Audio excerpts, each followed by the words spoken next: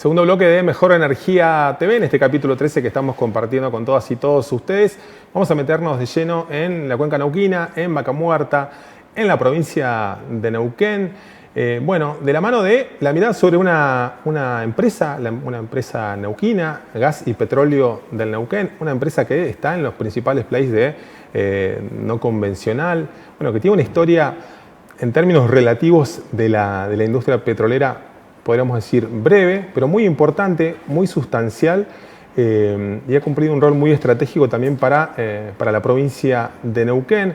Así que vamos a hablar de este tema, de la coyuntura actual del sector energético argentino, aquello de lo que hablamos de forma cotidiana, con Alberto Sallese, presidente de GIP de Neuquén, a quien le damos la bienvenida. Alberto, buenas, ¿cómo estás? ¿Todo bien? Gracias por estos minutos. ¿Qué tal? ¿Qué tal? Todo bien, por suerte. Bien, bien. Muchas gracias por recibirme en este programa. No, los agradecidos somos nosotros. Mientras hacía la presentación, hablaba de GIP, quizás quienes estamos más familiarizados acá en la provincia de Neuquén con Vaca Muerta, con la producción petrolera y gasífera. Tenemos una noción clara de la importancia de la compañía. Me gustaría escucharte, y seguramente quienes están siguiendo esta entrevista y no estén tan familiarizados con la industria petrolera, que nos caracterices, por favor, un poco el rol actual de GIP, dónde están sus asociaciones. Contanos un poco esa coyuntura para después profundizar en algunos de los temas del sector en estos momentos. Perfecto. GIP es una empresa que se fundó allá por el año 2008, cuando el entonces gobernador Zapac hizo una visita a Canadá a ver cómo estaban haciendo las operaciones en la provincia de Alberta, en Canadá, provincia con la cual la provincia de Neuquén tiene suscrito un memorándum de entendimiento para complementación tecnológica y de innovación. Y allí vio que la producción de shale, o la producción de los yacimientos no convencionales, estaba creciendo de manera significativa. Y evidentemente, viendo la geología de la provincia de Alberta y viendo la geología de la provincia de Neuquén, advirtieron que era muy posible que en Neuquén hubiera una formación no convencional de la importancia que tenían las formaciones de Estados Unidos y Canadá. Con ese objetivo en mente se creó GIP para lograr la promoción de inversiones nacionales e internacionales en este nuevo mundo tecnológico que significaba la explotación no convencional. En aquella época los precios no eran muy buenos en la industria, y eso hacía que muchas de las empresas en la provincia de Neuquén estuvieran devolviendo áreas y estuvieran bajando sus inversiones por la declinación natural de los yacimientos convencionales. A partir de 2010, GIP inició una campaña de promoción de los yacimientos no convencionales en Argentina, mediante planes de licitación de áreas muy abiertos, en los cuales hubo participación mayormente de las empresas que estaban dentro del país. Básicamente YPF, Total, Exxon y algunas otras se animaron a solicitar permisos para la exploración de las áreas. Los permisos, con los trabajos que se realizaron, derivaron luego en la explotación del yacimiento de La Campana y otros yacimientos que iniciaron un poquito más tarde, en el año 2015. Los yacimientos en los cuales está involucrada GIP son todos los yacimientos en los cuales no está YPF, o sea, está bastante bien dividido a quién corresponde cada área.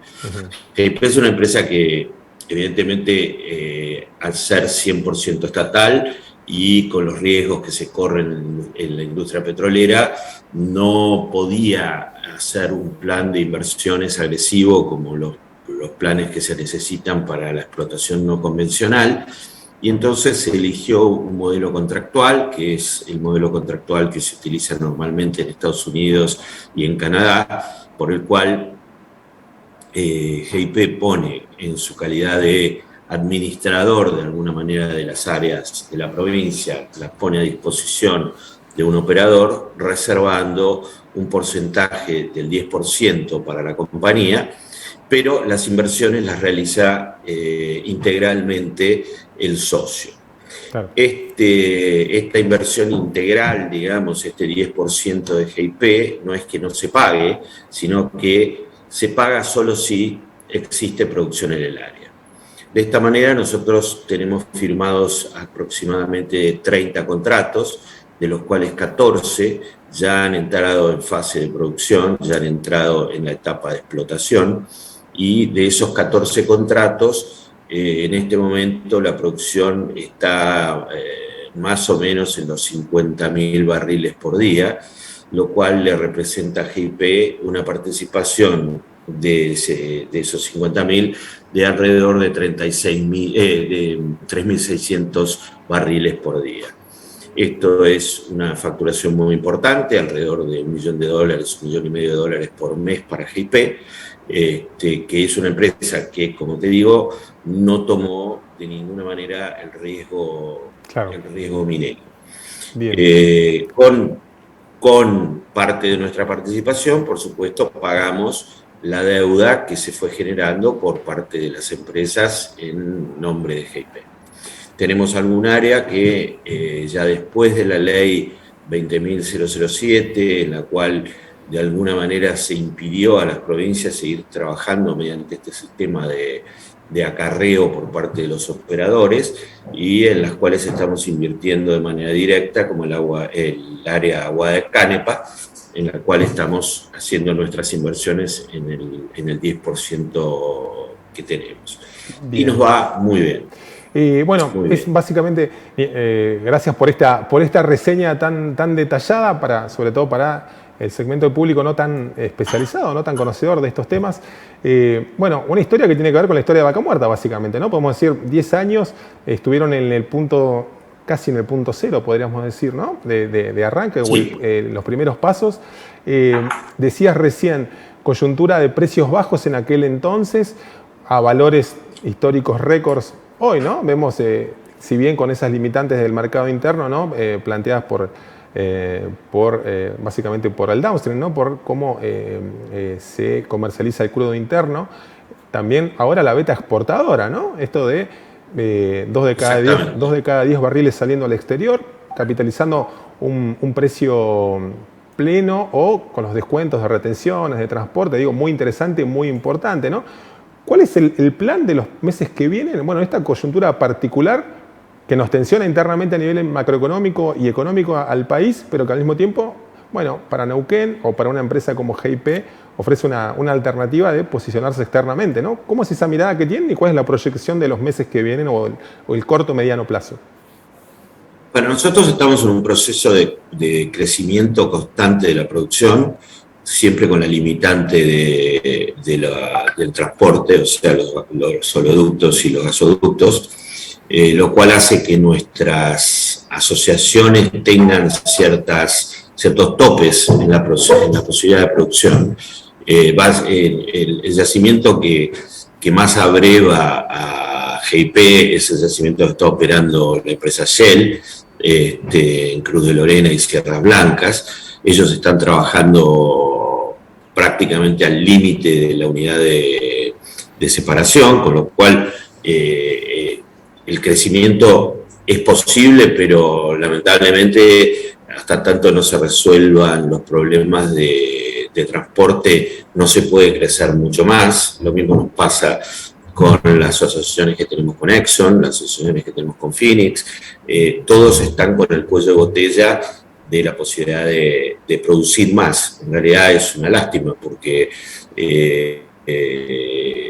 tenemos el potencial, tenemos tenemos las reservas y es difícil hacer una proyección de crecimiento en tanto y en cuanto no haya una mayor capacidad de transporte. De todas maneras, nuestro crecimiento es permanente. Estos 60.000 barriles día, si hubiese más capacidad de transporte, no tienen límite, y teniendo en cuenta que el país hoy está requiriendo aproximadamente 500.000 barriles por día para la refinación interna, y la producción nacional está en el orden de los 580.000 barriles, esto te deja 80.000 barriles que pueden destinarse a la exportación y con el cobro de precio lleno, lo cual beneficia no solo al país, sino a la provincia de Neuquén, porque las realidades cuando se exporta son a precio lleno. Con lo cual, volvemos siempre a un problema casi endémico, que es la falta de capacidad de transporte, ¿no es cierto?, que poco a poco se irá resolviendo, pero lo que tiene una formación como Vaca Muerta es el no tener tope. O sea, Vaca Muerta puede producir 1 millón de barriles más. El problema es hoy cómo sacarlos. Vos no podés sacar todo eso por camión. Claro, como está sucediendo en algunos bloques. Bueno, estaba instalado el tema del cuello de botella o la restricción de transporte del gas de pronto en los últimos 5 o 6 meses. Bueno, pese a que se hizo una obra, incluso que se comenzó una obra, la del oleoducto del Valle, 50 millones de dólares de inversión en 3-4 meses.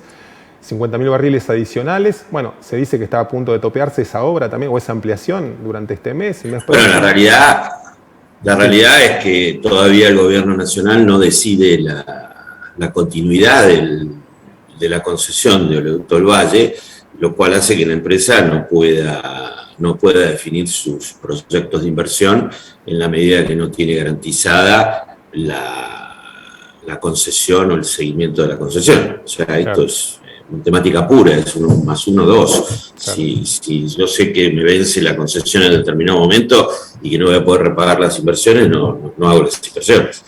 Esto es un problema administrativo, digamos. Se habla de una inversión en torno, si mal no recuerdo, en torno para el crudo, para una ampliación considerable, unos 600 millones de dólares, si mal no recuerdo, ¿no? Recordemos la obra, la concesión vigente vence en 2028, lo que se está planteando es una ampliación para, bueno, el recupero de esa enorme inversión. Bueno, al mismo tiempo, Alberto, la situación de la salida eventual, esperemos que se dé sobre finales de año, primer tramo del año próximo, hacia Chile, ¿no? Con más envíos de crudo.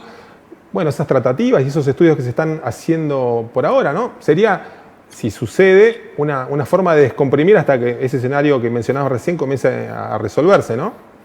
Exactamente. El oleoducto que se está poniendo en condiciones del Pacífico es muy importante porque libera otro tipo de oleoductos y eso va a permitir un mayor ingreso de la producción nacional. Pero bueno, todas estas obras, como se sabe, en la industria petrolera requieren tiempo no solo de ejecución, sino tiempo de repago. Entonces, nadie hace una obra sin que haya un horizonte claro respecto de si se va a poder o no repagar esa obra. Entonces, digamos, esto es la necesidad, como lo ha planteado el gobernador, necesitamos 6 oleoductos, necesitamos mucho más gasoductos, pero necesitamos también que las empresas tengan las condiciones necesarias como para poder realizar las inversiones. Yo vengo la semana pasada estuvimos con el ministro de Energía en la ciudad de Calgary, en la provincia de Alberta, en Canadá, tratando de, impulsar el memorándum de entendimiento que tenemos firmado con la provincia de Calgary, con la provincia de Alberta, pero es muy difícil cuando te plantean, bueno, voy a poder hacerme de los beneficios, etcétera, etcétera. La verdad que hay que tener mucha cintura para explicar qué es lo que está pasando y lamentablemente las iniciativas del gobierno nacional o estos incentivos que supuestamente se han creado no son suficientes. y no alcanzan como para que alguien tome una decisión de inversión de la magnitud que se requiere en las inversiones para la explotación de vaca muerta. Alberto, no sé si pasa por ahí, digo, esta definición que tomó el Estado argentino, el Ministerio de Economía, de aquellas empresas que transiten esa curva incremental de crudo y gas, acceder, flexibilizar el marco del acceso a divisas. ¿Para qué alcanzaría esos limitantes equivalentes al 20-30% de la producción colocada en el mercado? Digo, un porcentaje de eso va a poder, el equivalente a un porcentaje de ese tenor va a poder implicar el acceso para estas petroleras al mercado libre de cambios. Esperemos que suceda, bueno, es la disposición. Estamos viendo complicaciones también en el sector macroeconómico por estos días. ¿Para qué alcanzaría esa producción? Para eventualmente los primeros envíos de gas, si el troncal se termina haciendo. Digo, la beta exportadora que se comienza a transitar eventualmente con Chile, ¿es para eso básicamente, para afianzar los niveles actuales de producción o hay algo más ahí? Mira, este es un reclamo que tiene la industria desde hace muchísimo tiempo, o sea, las empresas extranjeras que invierten en Argentina, la misma YPF, tienen que pagar enormes cantidades de dinero de bienes, servicios, tecnología e incluso remisión de ganancias. Lamentablemente esto alcanza para muy poco. O sea, yo te diría que salvo casos excepcionales donde realmente se puede crecer en producción, este 20% te alcanza para pagar a lo sumo muchos de los expatriados que vienen a la Argentina a aportar su tecnología y nada más. O sea, esta no es la solución. Lamentablemente, como lo dijiste al principio, el precio del surtidor es el que está hoy limitando absolutamente las posibilidades de crecimiento de vaca muerta, y este es un problema macroeconómico de la Argentina. O sea, la Argentina no puede beneficiar, lamentablemente, de los precios internacionales porque, evidentemente, invertir en algo que vale el doble y venderlo a la mitad es casi imposible como negocio. O sea, es un pequeño negocio, pero no es el... Cuando vos tenés un yacimiento como una formación como la formación Vaca Muerta, que es de calidad mundial, estás hablando de que tenés que estar en el mundo, no tenés que estar en un mundito separado, porque ese mundito separado lo único que te da es que vas a seguir siendo exactamente igual de lo que estás. Entonces, creo que esta pequeña apertura que ha hecho el gobierno es un buen gesto de pensar que alguien se ha dado cuenta de que así no se puede seguir, pero no alcanza. Alberto, te agradecemos muchísimo estos minutos, la posibilidad de tener de primera mano cómo estás viendo la actualidad del sector. Esta mirada también que nos ayuda a entender un poco más ese escenario de Vaca Muerta y de Argentina, y ese camino eventual de ampliar el mercado que ojalá se dé. Muchísimas gracias. No, muchísimas gracias a ustedes. Bueno, pasaba Alberto Sallese, presidente de GIP de Neuquén, la petrolera neuquina. La idea era que conocieran un poco más de primera mano esta empresa asociada con gigantes del mundo, básicamente, ¿no? Escuchaban algunas de las corporaciones, de las empresas petroleras más importantes del mundo que tienen bloques en Vaca Muerta, están asociadas con GIP, que entra con el acreaje, con su parte de los yacimientos, ¿no? Las áreas, ¿no? Van asociadas, después comienza ese proceso, una vez que producen estos bloques, comienza ese proceso de repago de GIP, luego del pago de ese canon inicial o de su porción de su participación societaria. Es todo ganancia, lo estaban escuchando, importante espaldarazo económico también para Neuquén puede surgir de ahí, y ni hablar, ese escenario mundial, por supuesto, eventualmente podría actuar de un aliciente adicional en función de cómo Argentina solucione esa restricción que desvela buena parte de la industria al gobierno nacional y al gobierno Neuquino también, por supuesto, que tiene que ver con el transporte de gas y de crudo. Bien, bueno, ahí entonces compartíamos nuestra segunda entrevista en este capítulo 13 que estamos transcurriendo con todas y todos ustedes de Mejor Energía TV. Bueno, les decía también, ¿no? Vamos a estar hablando de política, ya nos metemos de lleno en el tema político en la provincia de Neuquén, también vinculado al escenario nacional, ¿no? El partido de gobierno, el Movimiento Popular Neuquino, realizando actos, posicionando a su candidato, Marcos Codman, ¿no? Su candidato, o su precandidato, podemos decir, en este momento del año a gobernador, el actual vice, que es el candidato de los azules, de la línea azul del MPN, ¿no? Del oficialismo, del partido de gobierno, liderado en este caso, esta línea interna que está en el gobierno de la provincia hoy por Jorge Zapac, el ex 2 veces gobernador, también por supuesto por el gobernador Omar Gutiérrez, referentes del sector azul. Bueno, un acto, estamos viendo imágenes del acto que se había desarrollado en Villa del Chocón, ese primer capítulo de lanzamiento, donde también de allí surgió la intención de que Omar Gutiérrez continúe en la presidencia del partido. Esto que había planteado también Jorge Zapac de ser candidato convencional. Bueno, esta situación seguramente lo va a estar llevando, o muy probablemente lo esté llevando a conducir la convención partidaria, uno de los dos estamentos de conducción del partido neuquino, el otro es la Junta de Gobierno. Bueno, Zapac también quedándose dentro de un cargo muy importante en la estructura del MPN, todavía con la elección interna por transitar, pero al mismo tiempo con ese escenario hacia finales del año, octubre, noviembre, la elección del MPN interna para definir candidaturas a gobernador y vice, y allí es cuando Marcos Codman se erige por este sector como el principal referente. Bueno, este fin de semana estuvieron desarrollando también un acto en la ciudad de Zapala, en la zona centro de la provincia, bastión también histórico del MPN. De allí también surgió parte de la fundación del Movimiento Popular Neuquino hace ya 61 años. Lo cierto es que comienza a acelerar en esa diferenciación también con el gobierno nacional, como nos está diciendo ahí el graf, ¿no? El MPN se sube a vaca muerta, a los temas de vaca muerta, ¿no? Para diferenciarse del gobierno nacional atravesado por esas crisis que hemos estado analizando, viendo junto a todas y todos ustedes también acá en Mejor Energía TV.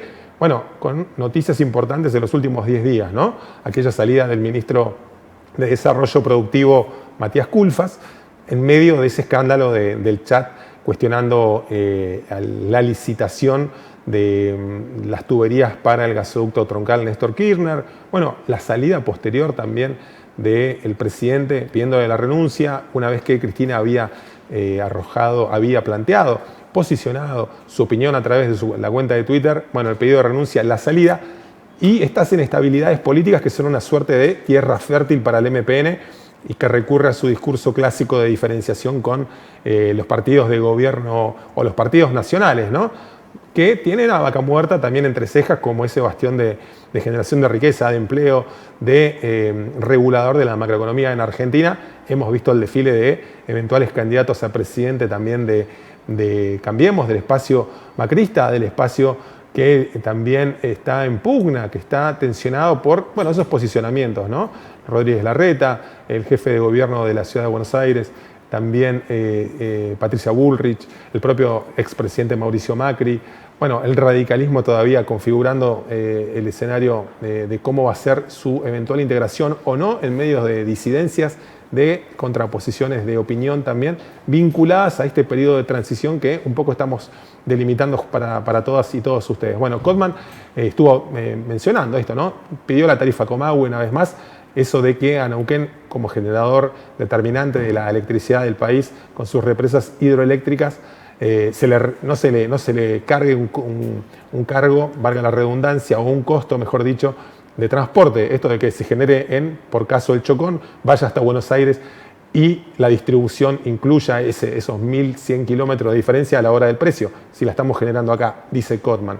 Bueno, eso por un lado, cuestionamiento en la Secretaría de Energía, al Gobierno Nacional, en este momento de alta inflación Y al mismo tiempo también el otro actor del Movimiento Popular Neuquino, Rolando Figueroa, planteando sus disidencias respecto de la conducción del MPN, ¿no? Esto de, bueno, las faltantes de gas en sectores de la población, manifestaciones en las últimas semanas vinculadas a la pobreza y a los piquetes en la ciudad de Neuquén. Bueno, ese factor de diferenciación también, Rolando Figueroa, diputado nacional del MPN, uno de los factores que podría estar también dando la contienda hacia finales de año en la candidatura para gobernador y vice. Bueno, hasta acá nuestro análisis político también, ese contexto que les compartimos semana tras semana de lo que está ocurriendo en Neuquén. Mucha gente interesada por lo que pasa en Neuquén, no solo en la provincia, sino en el país y, bueno, gente del exterior que también sigue la información que estamos compartiendo.